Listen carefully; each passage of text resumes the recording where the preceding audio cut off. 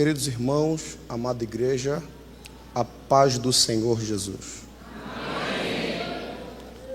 Por gentileza, segunda carta do apóstolo Paulo, escrita à igreja de Corinto. Segunda carta de Paulo aos Coríntios.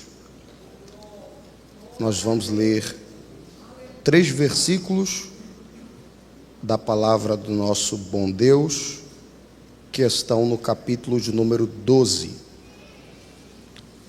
Capítulo de número 12 da segunda carta de Paulo aos Coríntios. Enquanto você procura, eu quero agradecer a Deus por esse privilégio de poder não só adorar ao Senhor nosso Deus, como também poder servi-los com a exposição da palavra de Deus. Também estendo a minha gratidão ao nosso querido pastor Carlos Ari, que está em missão, que está em viagem. Agradeço ao pastor Emerson, nosso vice-presidente do campo, presidente interino, pela oportunidade, confiança, e em seu nome eu quero agradecer também aos pastores mais velhos, mais experientes no ministério. Vocês são bênção de Deus. E é um verdadeiro privilégio servir ao Senhor ao lado de tantos homens de Deus como os senhores. Deus abençoe. Quem achou a segunda carta de Paulo aos Coríntios, capítulo 12, versículos 7 a 9, se é verdade, digam amém. Amém. Essa irmã que está dando glória mais alta é minha esposa, é minha mãe. Essa bem aqui é minha mãe. Lá atrás é a irmã Helena, Aqui na frente é minha mãe. Se eu levar qualquer uma das duas num culto, fumega, Glória a Deus. Minha esposa está aqui na frente. Segunda carta de Paulo, capítulo 12, versículo 7. A igreja de Corinto diz assim: E para que eu não me exaltasse pela excelência das revelações, foi-me dado um espinho na carne, a saber, um mensageiro de Satanás, para me esbofetear, a fim de não me exaltar. Versículo 8. Acerca do qual 3 vezes orei ao Senhor. Quantas vezes? 3. Para que se desviasse de mim. E disse-me, são palavras de Jesus: a minha graça te basta, porque o meu poder se aperfeiçoa na fraqueza. De boa vontade, pois, me gloriarei nas minhas fraquezas, para que em mim habite o poder de Cristo. Diga, meu Deus, continue falando comigo. Amém. Podem tomar assento, muito obrigado.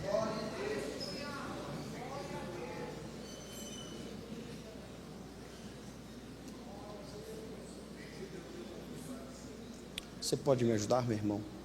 Obrigado. No segundo livro dos Reis, nós temos uma mulher que o sonho dela era ser mãe. Ela tinha tudo ou quase tudo para ser feliz. Casada, uma casa boa e pelo que tudo indica, ela pertencia a uma família próspera.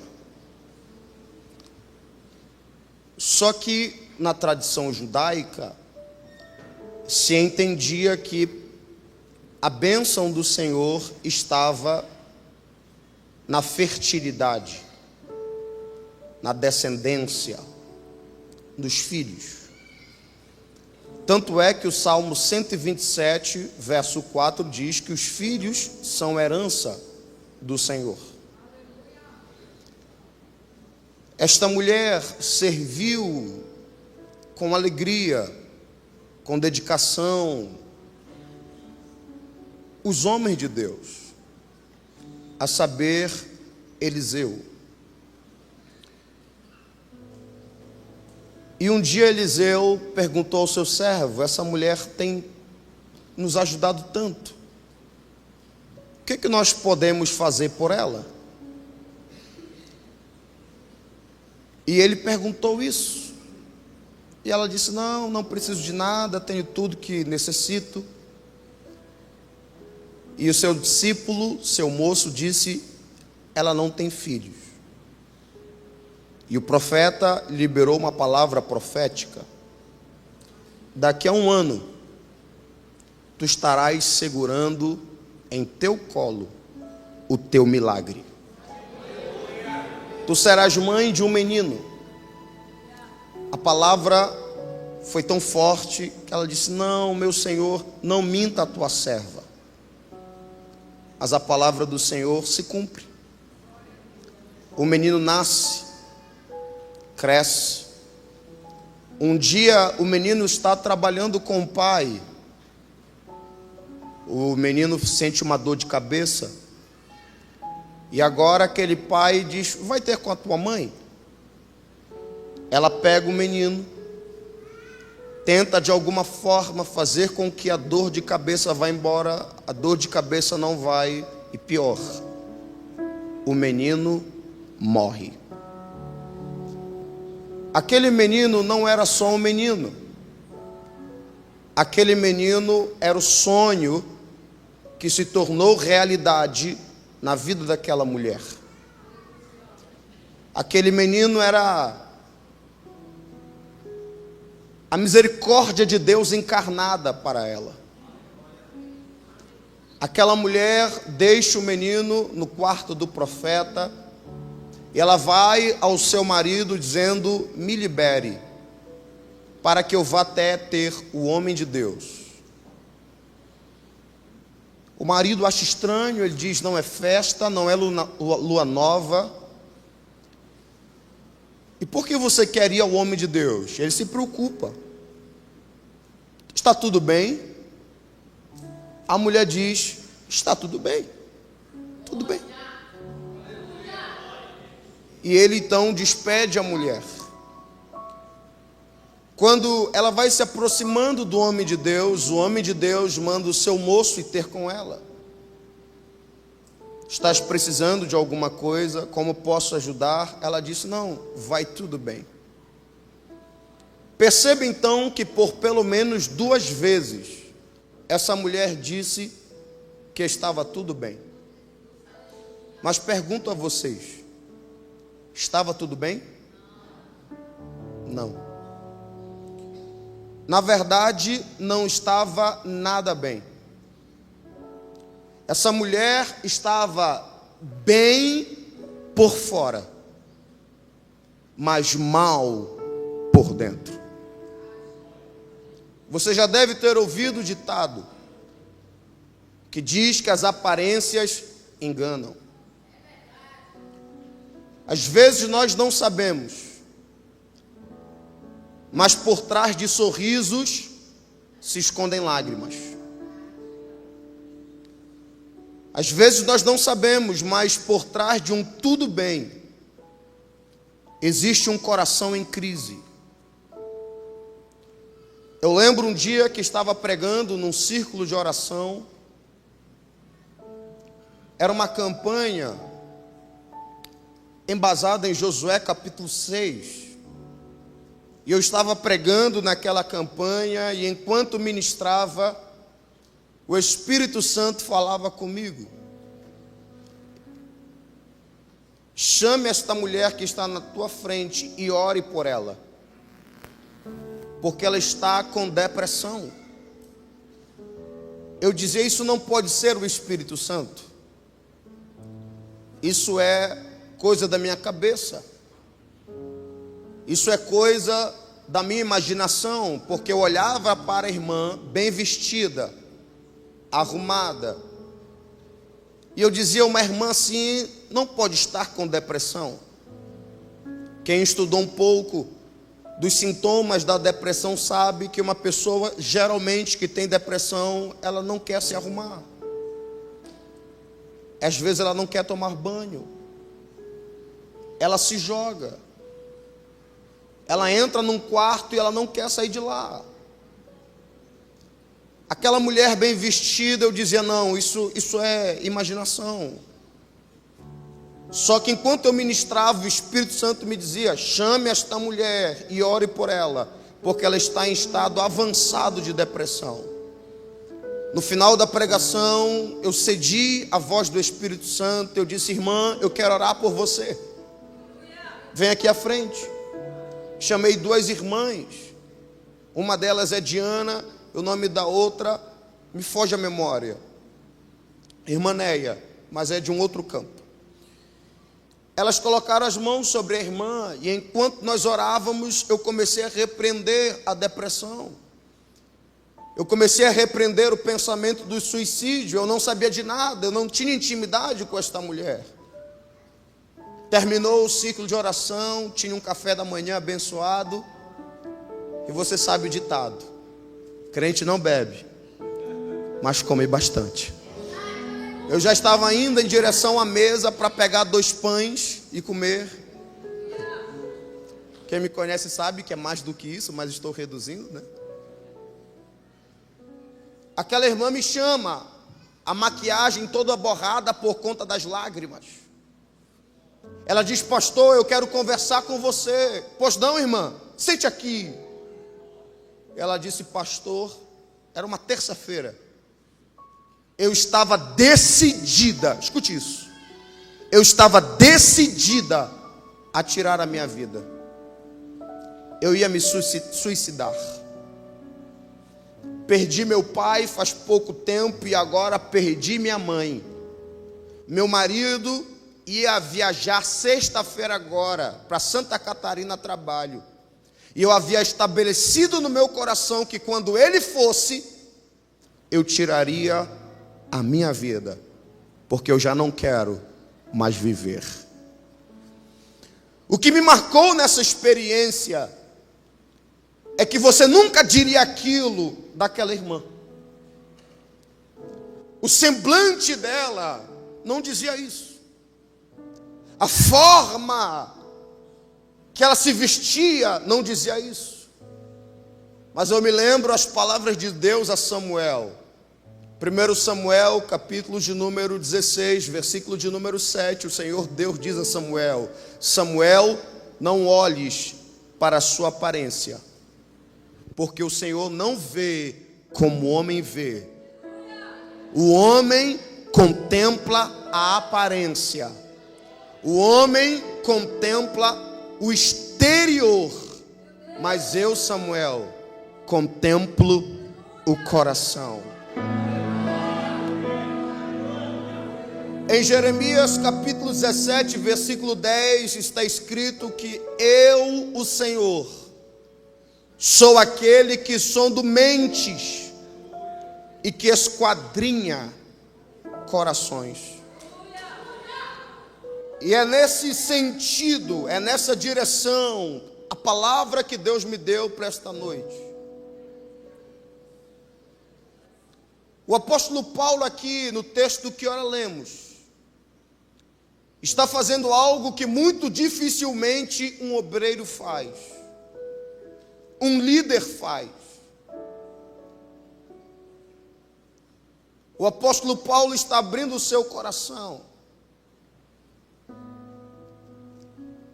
e ele começa a falar não agora das suas glórias, mas ele fala das suas tristezas.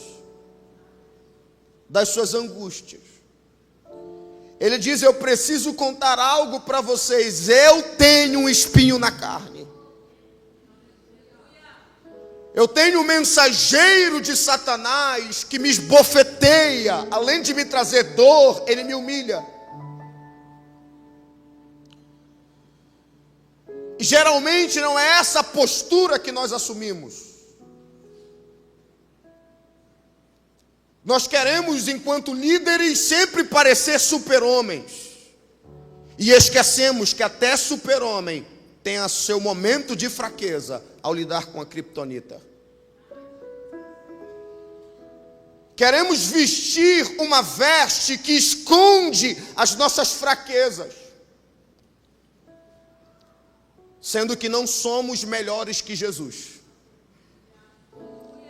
Um dia Jesus chamou os seus discípulos e disse: ficai aqui comigo e vigiai. Jesus requeriu a presença dos amigos. Tem momentos que nós não podemos ficar sós, queremos amigos por perto. Os discípulos perguntam: por que, mestre? E ele diz: porque a minha alma, eu, Jesus, o bom pastor, a minha alma está angustiada até a morte. A angústia é tão grande que ele experimenta um processo difícil de se ver, de ansiedade, angústia, preocupação, que faz com que haja suor em sangue. Jesus, o maior líder da história, o maior pastor da história, teve um dia que chorou na presença dos seus liderados. Ao lidar com a morte de alguém que lhe era querido, ao lidar com a morte de alguém que ele amava, o texto bíblico diz: e Jesus chorou. E Philip Yancey escreveu um livro muito interessante chamado O Jesus que eu nunca conheci. Ele mostra justamente esse lado do nosso Salvador, não apenas divino, mas humano. Como disse Isaías: homem de dores, que sabe o que é padecer. Vivemos uma cultura do está tudo bem, quando na verdade, às vezes, não está nada bem.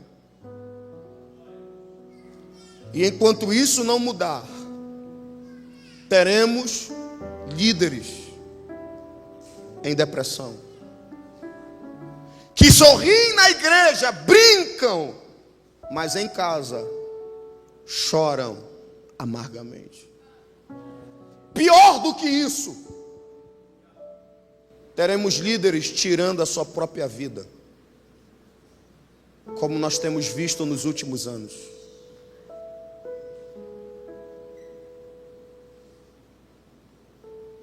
Diga para alguém que está perto de você: Deus não te chamou para ser um super crente. Deus te chamou para ser um homem de Deus, uma mulher de Deus. Alguém disse, e eu concordo: grandes homens de Deus ainda são homens. Grandes mulheres de Deus ainda são mulheres. Portanto, sim, tem seus momentos de angústia, fraqueza, limitações. Uma vez, Luiz Antônio, não sei quantos conheceram, foi um dos grandes nomes na pregação no Brasil. Luiz Antônio disse: sabe qual é a maior evidência do chamado? Alguém disse: não. Ele disse: o desejo de parar. Perguntaram por quê? Ele respondeu: por causa do peso do chamado, do peso da responsabilidade. Quem está entendendo, diga amém. Você pode, querido, colocar o texto novamente no telão, versículo 7, 2 Coríntios 12, 7. Nós veremos nesta noite os 3 propósitos do espinho na carne. Você pode repetir os 3 propósitos do espinho na carne. Não há consenso no campo exegético, no campo dos comentários bíblicos sobre o que é o espinho na carne. Até hoje, os teólogos, os estudiosos divergem. Um diz uma coisa, outro diz outra. Uns dizem que era um problema na vista que Paulo tinha. Outros dizem que é a rejeição de Israel para com o Messias, porque Jesus veio para o que era seu, mas os seus não receberam. Verdade seja dita, nós não sabemos o que era o espinho na carne, mas nós sabemos para o que servia o espinho na carne. Em outras palavras, à luz do texto bíblico, nós podemos identificar qual eram os propósitos do espinho na carne. E como nós veremos no decorrer desta noite, com a graça de Deus, nós temos pelo menos 3 propósitos. O primeiro propósito: manter Paulo humilde. O primeiro propósito: manter Paulo humilde. Você pode ler o texto que está no telão, no 3, 1, 2, 3.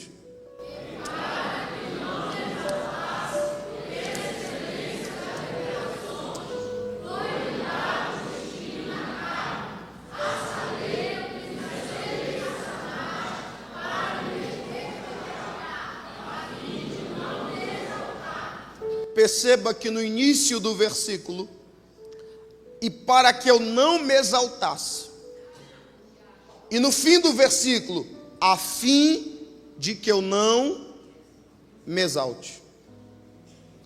Amados, tudo aquilo que acontece na vida de um crente tem um propósito.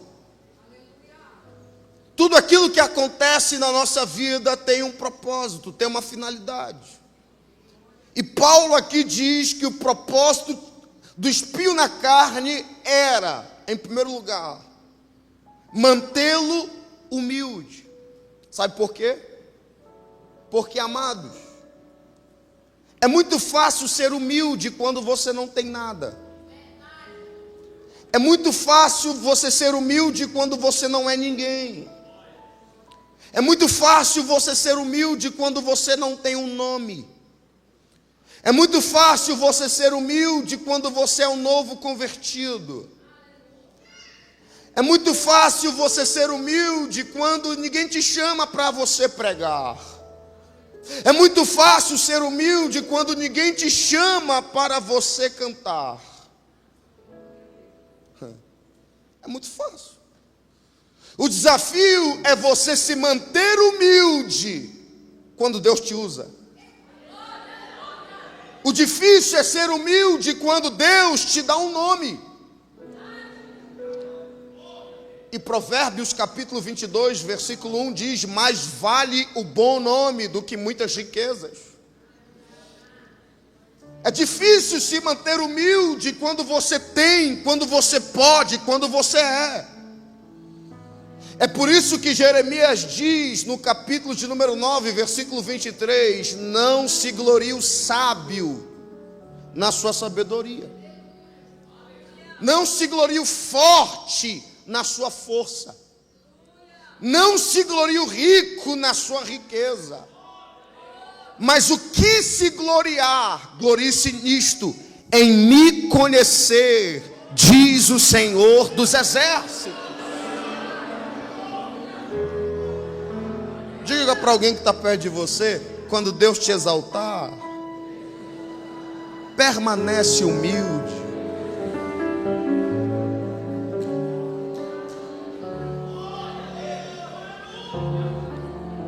Tem irmãos que quando são apenas membros, Você vai ter com eles, Pai do Senhor, abraça, brinca. Depois que ele vira diácono, presbítero, pastor, não sei, Pai do Senhor.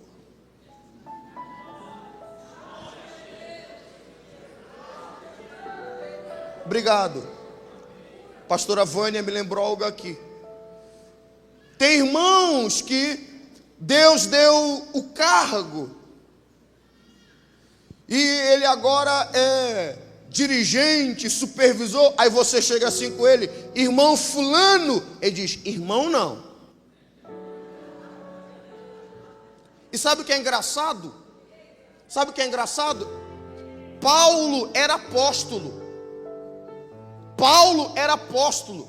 Mas em 2 Pedro 3, versículo 16, Pedro se refere a Paulo da seguinte forma: olha, lembrando dos escritos do nosso irmão Paulo.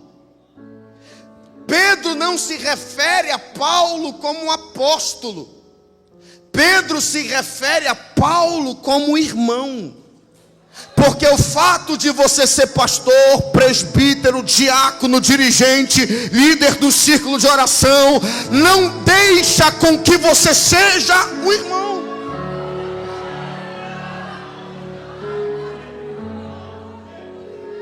Ei! Não.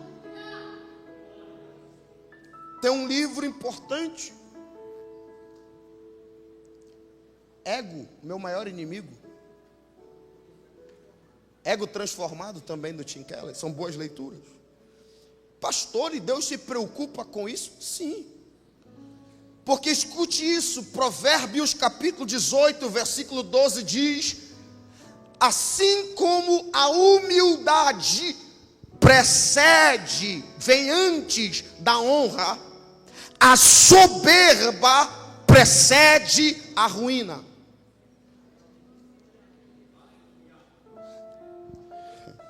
Você sabe o que aguarda uma pessoa humilde? A honra. Você sabe o que aguarda uma pessoa soberba? A queda. E Deus não quer que ninguém caia. 1 Timóteo 3,6, nas recomendações pastorais, Paulo diz a Timóteo: Timóteo, não consagre nenhum líder no ministério que seja neófito. O que é neófito? Novo convertido. Paulo, mas por quê? Aí Paulo explica: para que não se ensoberbecendo, caia na condenação do diabo. Qual foi a condenação do diabo? Adultério, pastor? Não. Fornicação? Não. Qual foi a condenação do diabo? Qual foi o seu pecado? O orgulho. Pasmem, o orgulho transformou anjos em demônios. Tiago 4,6 diz: Deus resiste ao soberbo. Deus se opõe ao soberbo, mas dá graça ao humilde. Diga para alguém que está perto de você: Deus vai te exaltar. Deus vai te abençoar. Quando isso acontecer, se mantenha humilde, senão o espinho na carne será colocado. Quantos estão entendendo? Levante a mão e dê glória a Deus.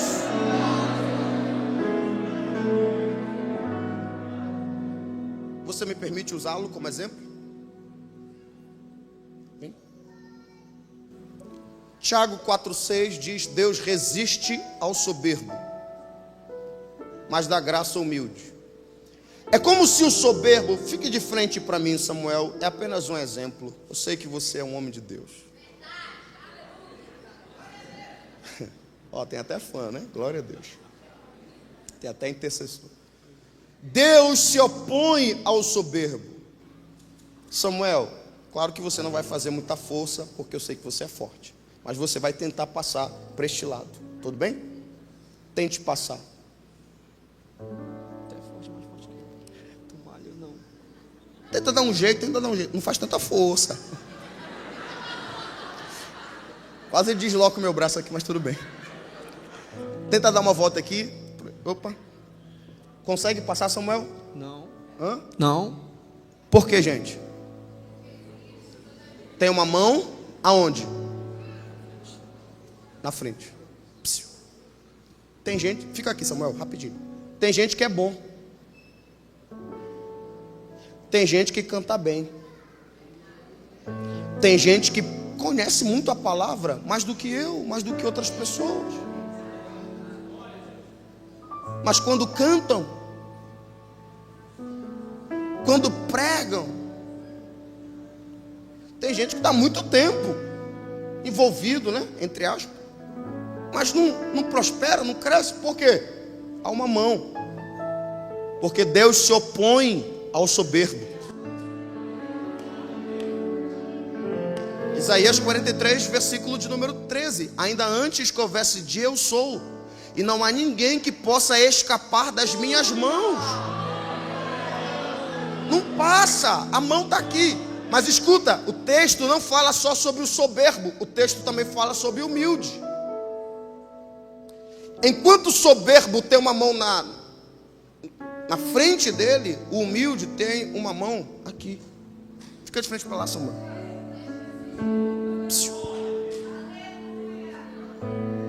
Seja sincera, seja sincero.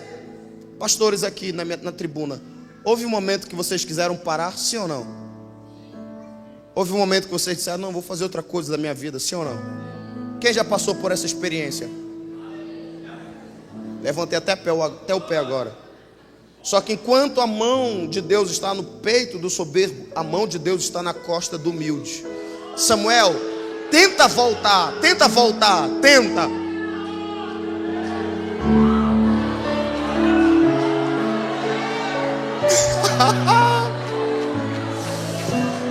Você não consegue, porque a mão de Deus te faz continuar.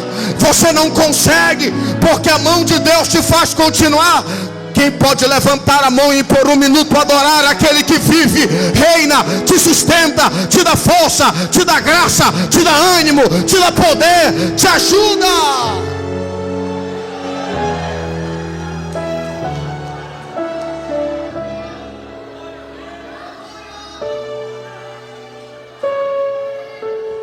É Jeremias.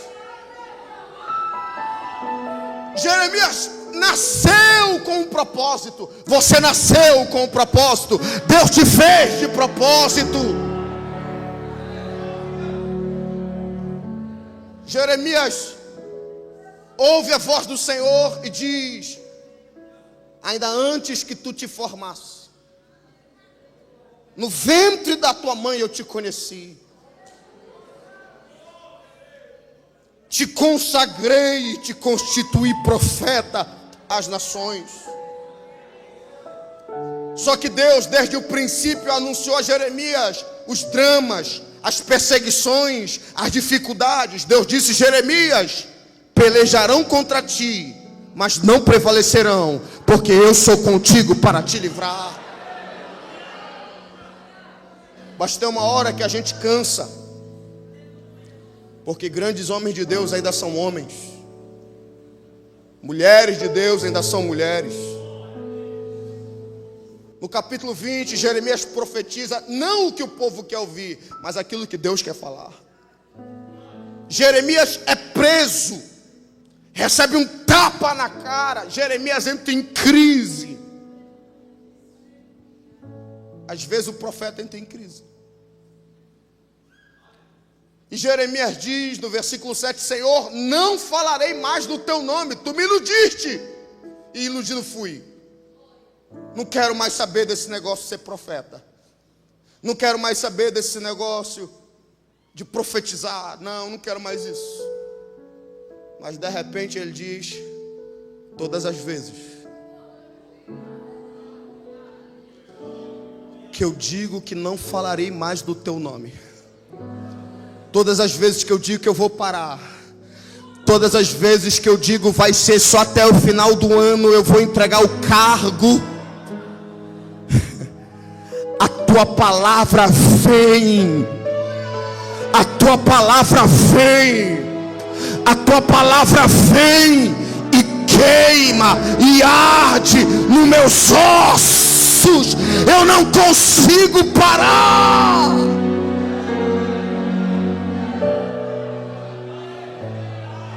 Chamando Macanamasui. Coloque a mão em alguém que está perto de você, por gentileza, porque eu já vejo uma graça descendo sobre nós. Ministre sobre alguém que está ao seu lado. Você não pode parar. Você não vai parar. Deus está te renovando hoje.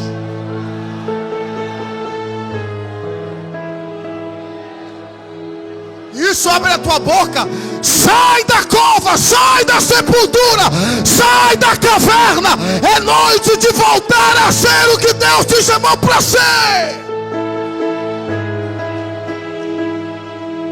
Chamando Reba, Sterema, Denimia, Dodoreba da cama do Sterema.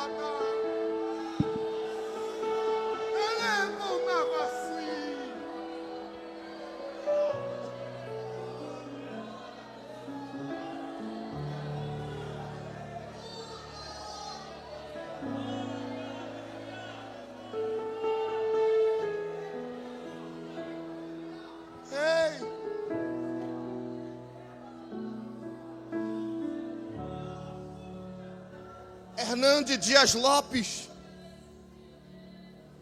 definiu vocação como algemas invisíveis.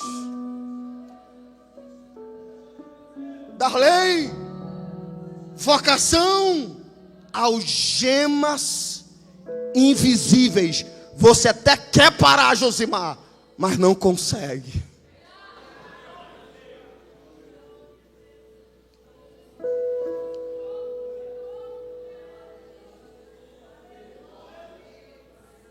Eu ouvi uma frase, ela é impactante.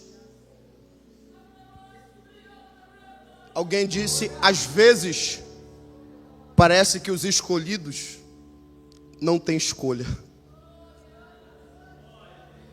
Saulo, duro é para ti recalcitrar contra os meus aguilhões. Jonas, tu está querendo ir para Tarsis, mas eu te levarei para Nínive. Não dá para fugir.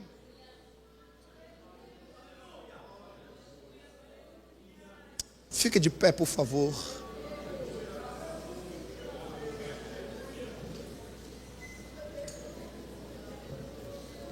Eu não tenho tempo para terminar, mas eu preciso lhes dizer uma coisa. Samuel, você não vai parar? Ou se tu pensou em algo melhor, fique à vontade. Eu ia te mandar um WhatsApp, é Deus na terra mesmo.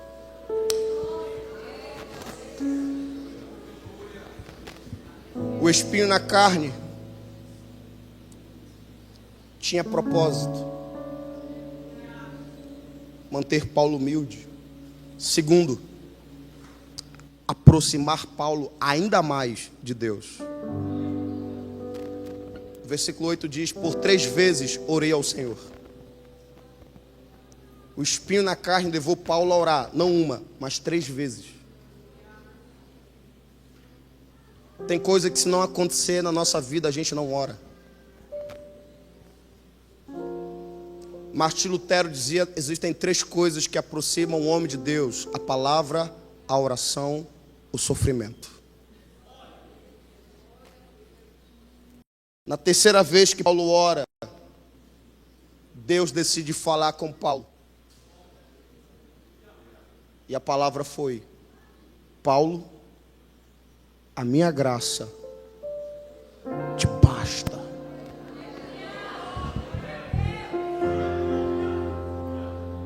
Paulo, a minha graça o meu favor, a minha presença, ela te é suficiente.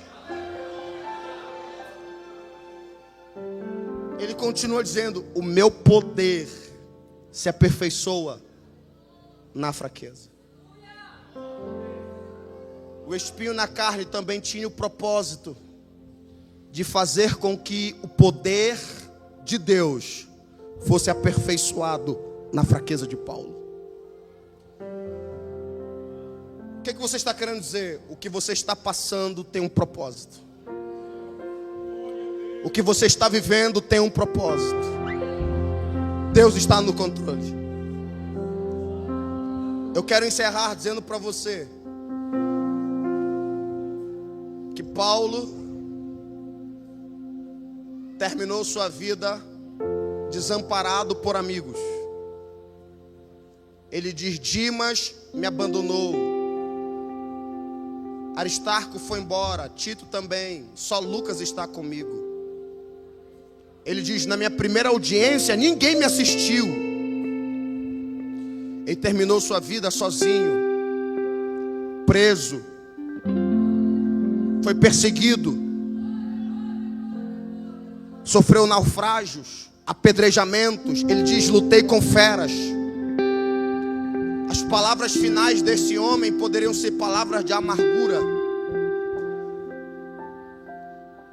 mas as palavras finais, 2 Timóteo 4, versículos 7 e 8 são: eu combati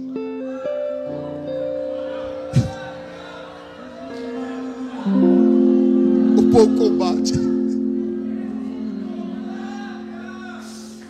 encerrei a carreira, mas eu guardei a fé. Já agora a coroa da justiça me está guardada, a qual o justo juiz me dará naquele dia, e não somente a mim, mas a todos os que amam a sua vinda. Ei. Alguém diz: como Paulo era forte, como Paulo era bom. Não é sobre Paulo, é sobre a maravilhosa graça de Deus, que faz o fraco ficar forte, que faz o caído ficar de pé, que faz o curado, que faz o enfermo ficar curado.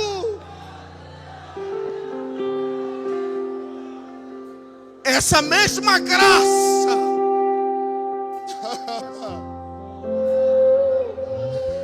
está disponível para nós nessa noite, porque aonde abundou o pecado, superabundou a graça de Deus. Eu queria sinceramente que hoje você chorasse.